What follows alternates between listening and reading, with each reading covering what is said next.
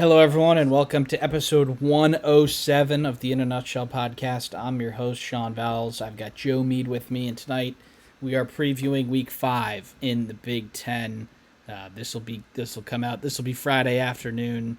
No Friday game this week, Joe. But on the other hand, Big Noon is back in the conference, and what a game we have here in Champaign. 4-0 USC going on the road to 3-1 Illinois. USC's looked really sharp so far. Illinois coming off of probably the biggest tumbling any good football team has had this year. A 53-point loss on the road to Indiana. Um, what a huge game here. USC's dreams become more of a reality with a win here, and Illinois has a great chance to get back on track. Big one here in Champaign. So what do you see happening? Yeah, I'll just point out the line for a shot. It kind of went from Illinois being like a 2.5, 3.5 point, 10 point swing fully now. USC is a 6.5 point favorite as we shoot this. For a 9 I a.m. local time game. Yeah, so we touch on that immediately, but one thing I want to say is USC's looked a lot better this year. I was convinced last year they weren't a 6-6 team. I thought they should have been 8-4, perhaps 9-3, based on three of their games they lost on the last play, essentially. So I think they've improved from being like that eight-ish win team they were last year. I think Jay Maeva's a clear upgrade at quarterback.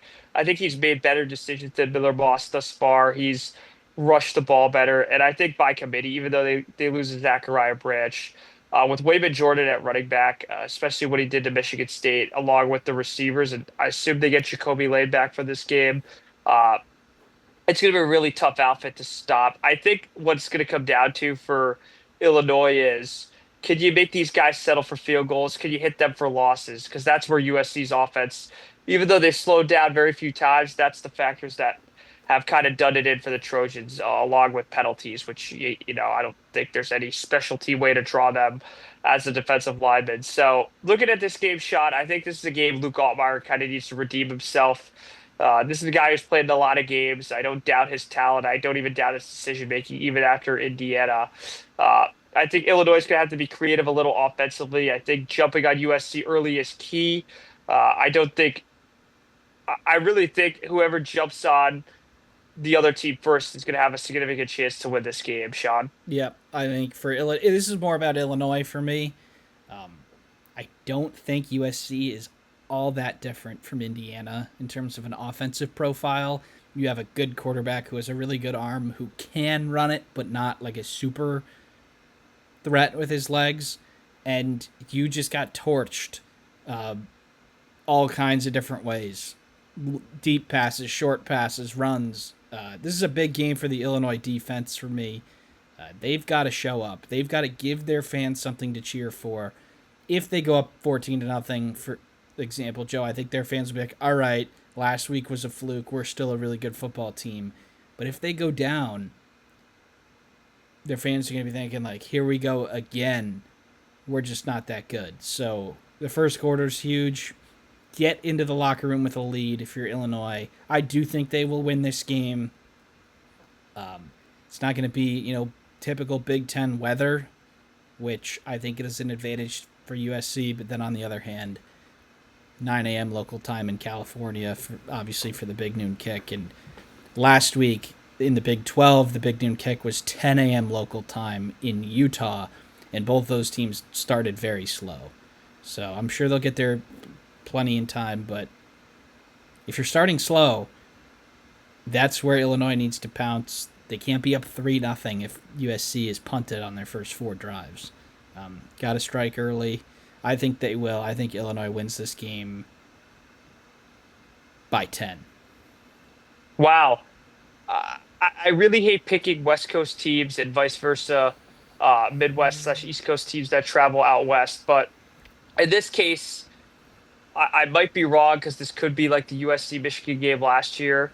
I just think USC has ascended itself above that level, and I don't think Illinois, frankly, as a talent level, strikes me as where they can get away with being asleep for a quarter or two, which is what I think could happen. Not out of effort, just more if their heads in the clouds, and Lincoln Riley's really scheming up Bielema and that defense. So with that said, Sean, I have USC winning a very close, very ugly 26-23 game. I think that Illinois will make USC settle for some field goals. I do think there's going to be some 2-point conversions, all kinds of trickery going on in this game. I think Illinois definitely covers that 6.5. I think that's a little egregious, but I do think Yeah. USC is the better team and will get to 5-0 and probably ascend themselves into the top 15 by the time their bye week's over. Yeah, this is I think more of a mentality game for Illinois, right? Can you like I don't think it's their effort that was that bad against Indiana. I think it just snowballed. So, can you prove that that is not you? Um, we've got 4 games of sample size. They did win a road game once. They looked really bad in the other one. I think the jury's still out on them. And what are they going to do? USC, I don't think we lose a ton of respect for them if they lose this game. I think they'll still probably stay in the top 25. Maybe their playoff hopes take a hit as they've got Michigan and Notre Dame in the next 3, or Notre Dame and then Michigan, I think. Michigan, then Notre Dame, Michigan, yeah. then Notre Dame. I think there's a bye sprinkled in there too. So their path really opens up with a win here, and Illinois can get back on their path with a win here. But definitely a really good game in a week of good games across the sport, really. And the picture will become a little bit more clear after Saturday. All right, Joe, we've got another 12 o'clock game on BTN. Greg Schiano and Rutgers head up to play PJ Fleck and Minnesota. Minnesota was on a bye last week. They're 4.5-point favorites here. A little bit of jockeying in the pecking order here for whoever wins this game. I think we both think these teams are okay to good. What do you see happening here in Minneapolis? I probably think that if Darius Taylor plays, which by all accounts, I think it's been 2 weeks, or over 3 weeks since that injury in that September 6th game. Bar he plays, I give Minnesota the advantage, as does Vegas by favoring them Yeah, by 4.5 currently. that's he's in their line, I think.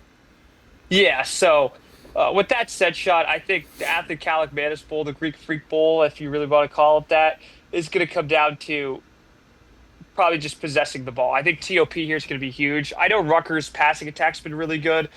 There's no way Minnesota's going to let them get any big plays. Now they might do the Mike McDonald 2021 Ohio State policy, which is I'll give you 20, I'm not going to give you 60. I think that's going to be the path to victory for Minnesota here.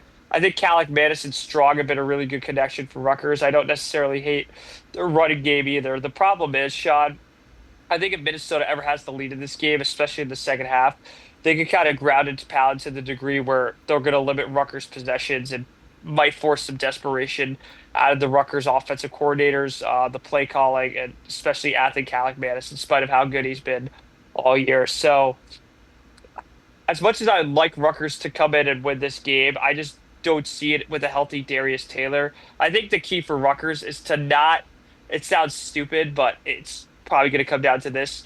Rutgers has to keep a lead if they have it in the second half. They can't allow Minnesota to have the ball with the lead at any point because I think, a 10-point deficit in this game could kind of feel like 17 or 20, just based on how time possession might be allocated here. So I'm looking for a pretty low scoring game.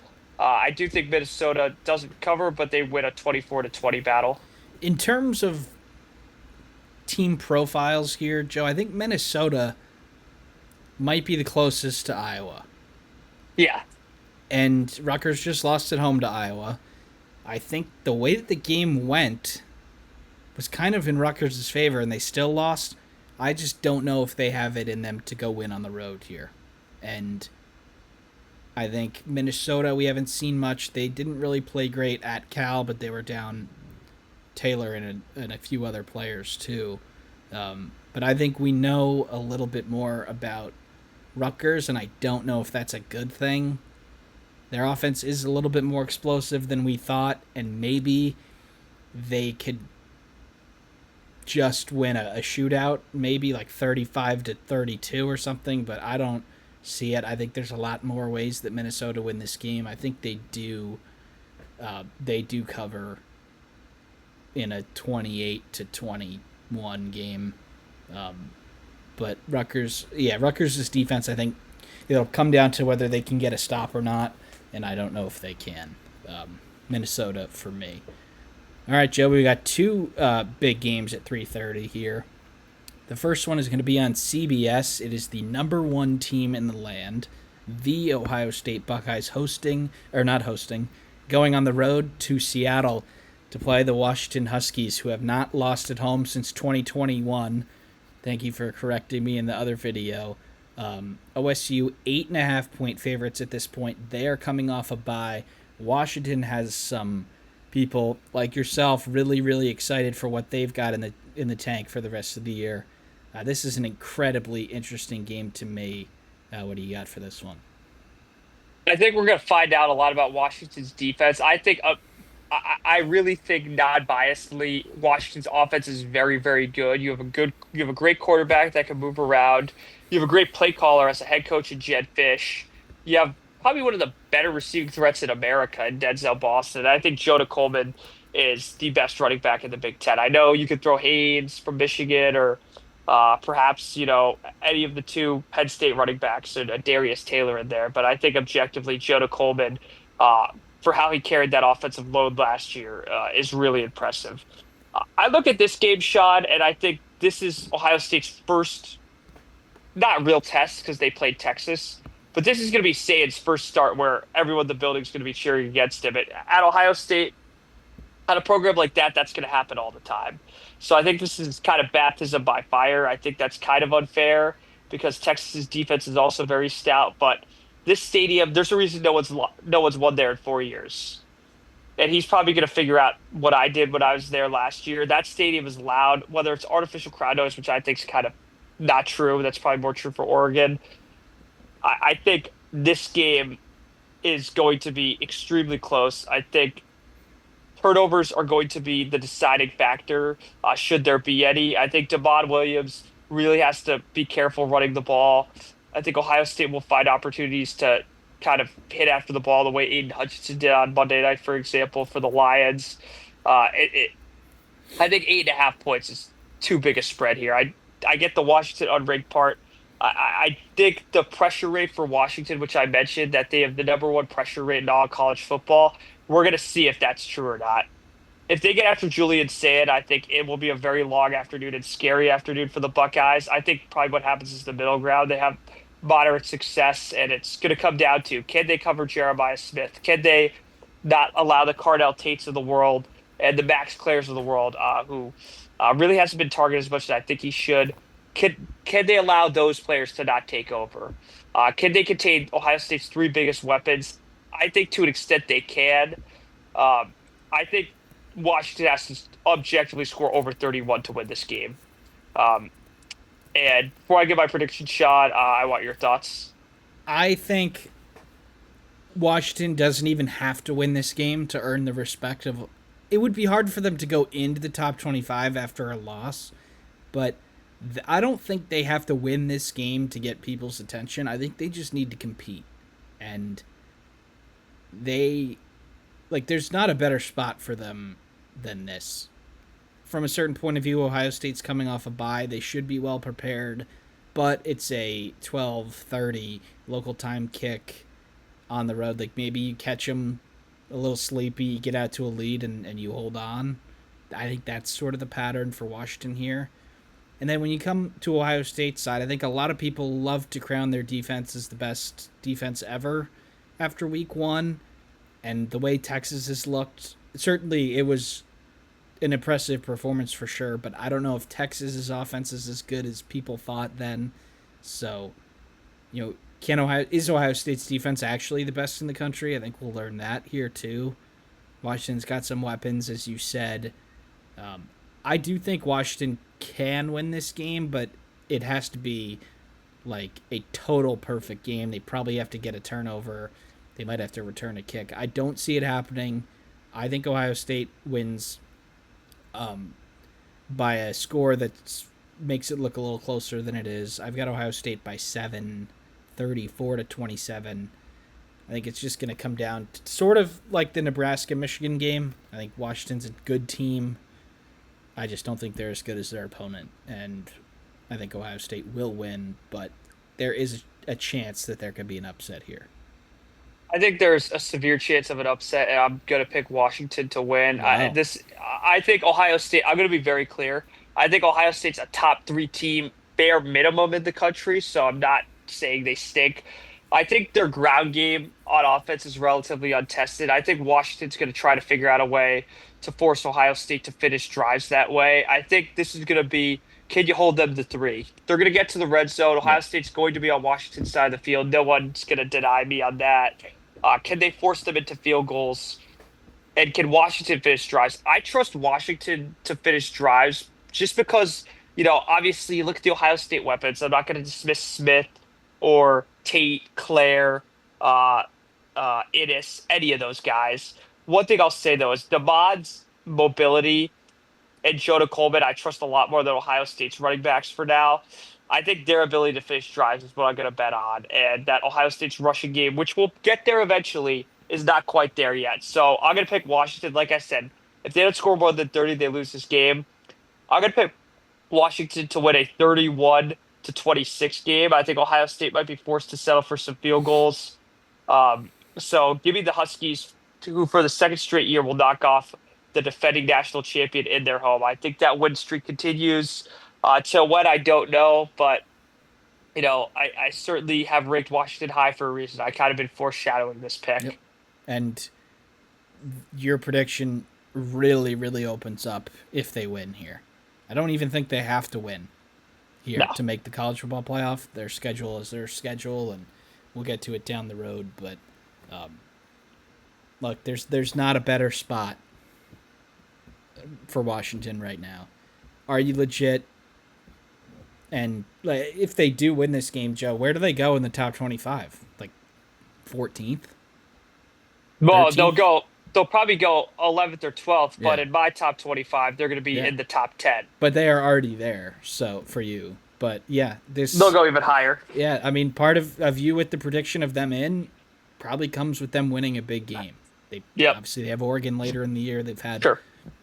success with them over the years, and sort of off topic a little bit, Joe. But there's will be some SEC jobs that come open at the end of the year, and we're already hearing Jed Fish's name for those, and that's for a good reason. He's a really good football coach. Hopefully, for Washington's sake, he can be there longer. But there's a real chance to announce themselves to the Big Ten. Hey, we're here too. It's not just the Ducks down south. But really, really important one here on CBS on Paramount. On the other hand, Joe, to wrap this up, if Ohio State wins, their college football playoff hopes go to. Upper 90%, I I'd was going to say. say 90%. Yeah. Yeah. Um, And sure, it's at 80 now. It ain't even yeah. that bad if they lose either. Yeah. But I think there is a path to them missing the playoff if they lose this game. Sure. I don't think there's a path unless, four of their top five players get hurt or something. It is week. They've played 0 Big Ten games and they can essentially book their spot in the playoff now. That's the world we live in with the 12 team, but things can get easier for them down the road with a win here too. All right, same time, Joe. 3:30 on Peacock. Indiana goes on the road to Kinnick to play Iowa. Both teams coming off of pretty impressive victories. It'll be Indiana's first road game of the year. It'll be Iowa's first big home game of the year. And Indiana is a touchdown and a half point favorite right now, 7.5. This one opens the door for Indiana if they can win it, and then Iowa has a good chance to pick off the Hoosiers here. So what are you looking forward to in this one?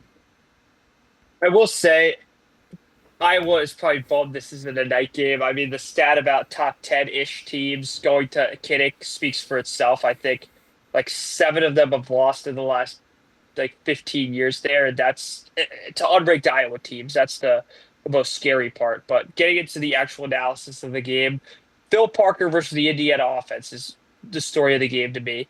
He gave up 28 points to Rutgers. I'll tell you, giving up 28 points to Indiana isn't going to be 28 points. If Indiana's scoring that much, they're scoring at will, uh, scoring maybe in the 30s. So I look at this game, Sean, and I think Iowa has to make this game really ugly. Yeah.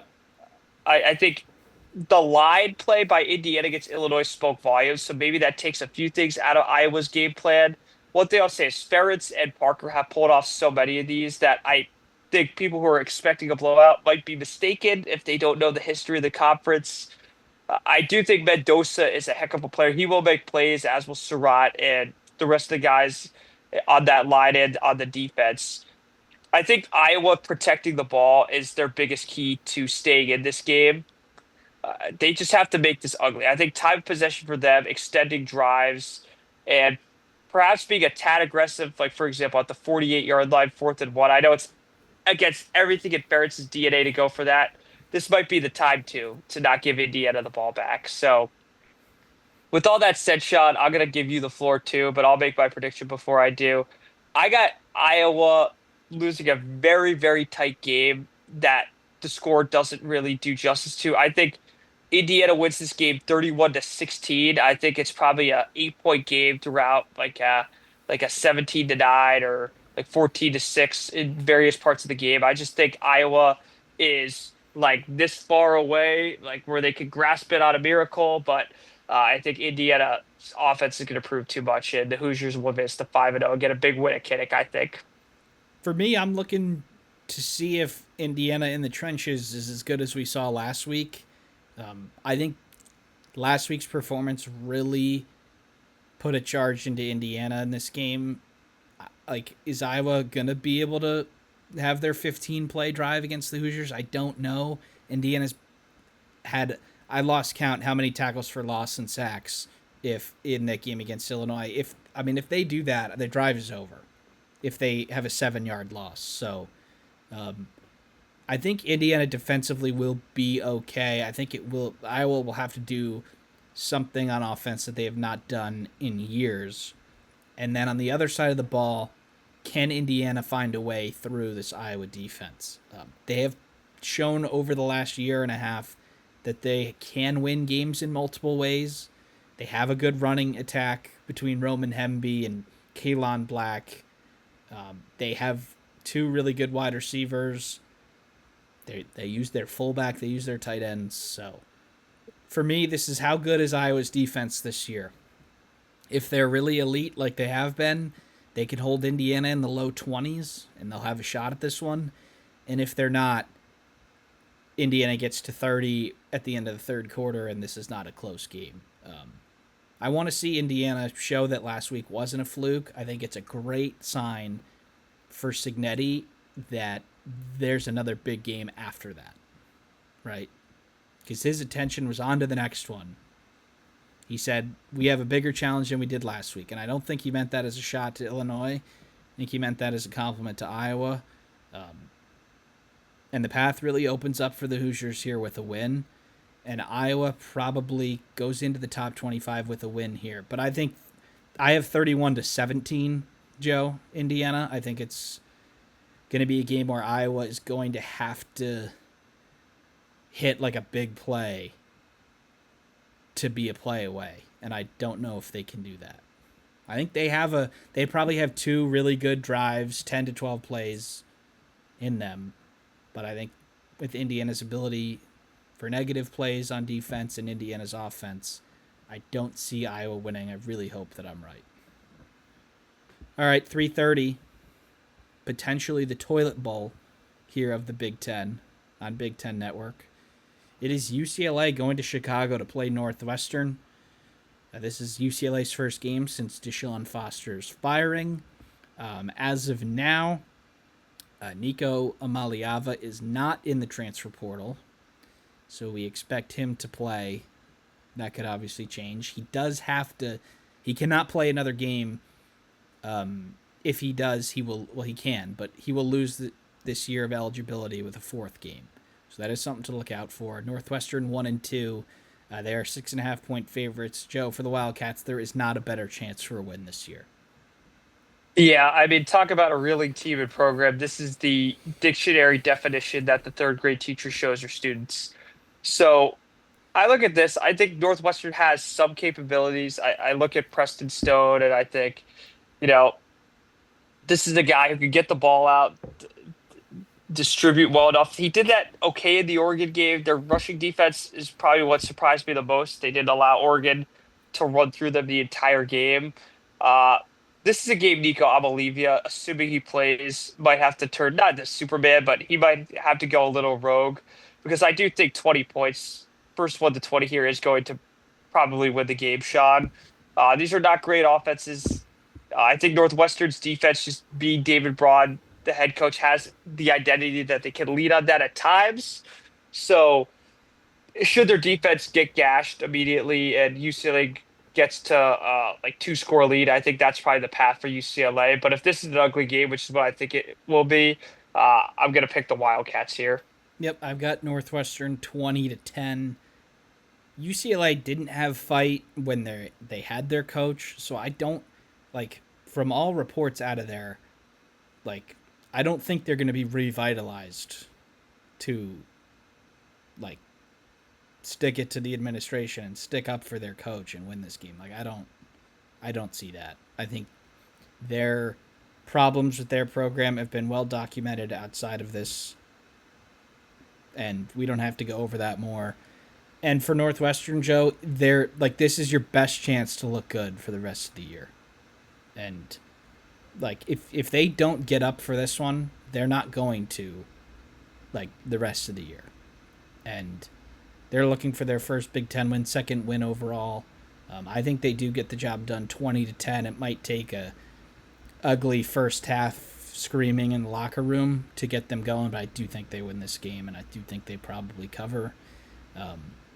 But UCLA, on the other hand, like it could not have been worse the first 3 weeks.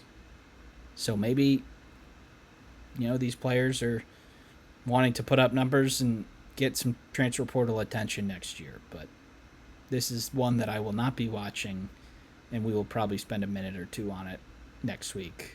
After And we the game. spent a minute or two too long on it right Yep. now. Yep. All right. That was only because there's so few games this week, Joe. And we're I'm lining kidding. up pretty perfectly for time. All right, 7:30 Big Ten Saturday night, probably the biggest game of the year so far in the Big Ten, and that is Oregon going on the road to Happy Valley to play Penn State in a whiteout. Joe, this is sort of what we've been looking for when the top three have sort of separated themselves from the rest of the conference right now. I do not think either of these teams play Ohio State. Penn State does. Penn Yes. State They does? play them November Okay. 1st. So Penn State Yeah. does. But, Joe, probably not the sort of elimination game that this would be in years past, but the winner of this, and with other big games to the other big teams up and around them, like the winner of this will have a great chance to get a bye in the college football playoff. It's another big game narrative for Penn State. Can they win a big game under James Franklin? They have 1.5, depending on what you One want and to a call half. That's what I'll call it. what you Yeah. want to call the college football playoff last year. And Oregon, Joe, their season really opens up. Really, their season is not dead if they lose here. I'm a little bit surprised to see Penn State more than a field goal favorite. This is time for Drew Aller and Penn State to stake their claim in the Big Ten. Yeah, what's been well documented, Shot, is that one win Franklin had in 2016 against Ohio State. I know you can count the Boise State one in the playoff. That's not really changing many diehard Penn State fans or that overall fan base's narrative on him. He's a great coach. The record against the top 10, the big game James stats speaks for itself, and we don't need to go more into that. It just is what it is. You can't have a less than 15% win percentage in those games at Penn State once you've been there 12 years. So getting into this actual gameplay, Sean, I think feeding off the crowd for Penn State is definitely their best option to make this not a stress-free game, but to make it an ideal situation. I think Drew Aller has to connect early. He's not been great on third down passing. Been my one critique of Penn State the entire year. I think they're going to have to rely on Singleton and Allen to not run against necessarily heavy boxes and to stay out of those third and longs because I think Oregon will get after them. Ukulele, that pass rush is vicious. I don't think Drew Aller wants to be running for his life because There's nothing that will silence a whiteout quicker than if Oregon completely stuffs their offense and then runs the ball, which I think Oregon can do with efficiency. So on the offensive side, Penn State has to find a balance. They have to pass probably on first and second down to not get to third and long. I think Allers can make some big throws. The critiques of him, no, I thought against Oregon last year he played one of his best games, the Big Ten title game. So I don't Yeah, think he's necessarily going to into this. I hope as a senior, afraid of anything. And I guess defensively, this is probably my biggest confidence in Penn State. I think with Jim Knowles, he's studied up Oregon's offense in the past when he was at Ohio State. This is the guy who could shut them down. Uh, think Dante Moore, this is his first real collegiate football game on the big stage. The UCLA year, certainly he's done well this year against very, very poor opponents. This is the game where we're going to see if Dante Moore is not necessarily for real, but if he's arrived per se. Um, that's what this game, at least for a second, yeah, that's what this game's going to come down to for me, Sean. Uh, before I give my prediction, I kind of rambled there. Give me your thoughts. just wanted to add, you did talk about their game last year. That was the Big Ten title game in Indianapolis. It was a high scoring game where Oregon was always going to win, but the scoreline was closer than it probably should have been. That was not how we thought that game would go. We didn't really expect a shootout there. I think a shootout definitely benefits Oregon here more. It's not early. They're a West Coast team coming over playing not at 9 a.m. local time, which I think is important. And Penn State has been waiting for this for since the Notre Dame game. Drew Allers wanted another shot. He played all right against Notre Dame, but he did make the interception that cost them the game. So, are they ready for this moment? They can probably make the playoff with a loss here and loss to Ohio State. And, there we go again with Penn State and the college football playoff with no huge wins. But um, are they going to compete for the Big Ten title? That's my question. I think the weather's going to be okay, which probably benefits Oregon. I can see this one going either way, really. I could see either team winning by 2 scores. Um, I'm going to lean the home team, but I don't. I think it's a field goal. I think it's a great football game, and I think we leave this game feeling pretty good about both teams. But Penn State 30, Oregon 27. I see this game going all ways except an Oregon blowout in their favor. I think Oregon can absolutely get blown out in this game if Dante Moore kind of stumbles on the big stage. They don't establish any kind of rushing game, and Penn State establishes offensive balance, which I think should be their number one goal for the evening on that side of the ball. This is tough shot. I'm going to trust Drew Aller in a whiteout, and this is I'm going to call Penn State's first real whiteout against an opponent that's a matchup game. Last year I critiqued them. They played Washington, who won 6 games in the regular season. They played 23 was like Iowa, Illinois 22. No, wasn't 23 was Iowa. Yeah, they whited wasn't out Illinois yeah. too. Yeah. They whited out in 22. They whited out like Uh, Minnesota. 21 was wasn't there an Auburn. Like Auburn? Yeah, but Auburn was stuck that year. So yeah. this is your first real whiteout, probably since that 2019 Michigan game where that famous Chronicle timeout of the first play. Dante Moore, there's no way to prep for that at all. Yep. So is the moment going to be too big for him? I don't think it is. I think he's going to make some mistakes just because of the nature of Penn State's defense. Big game James gets his second regular season top top 10 win.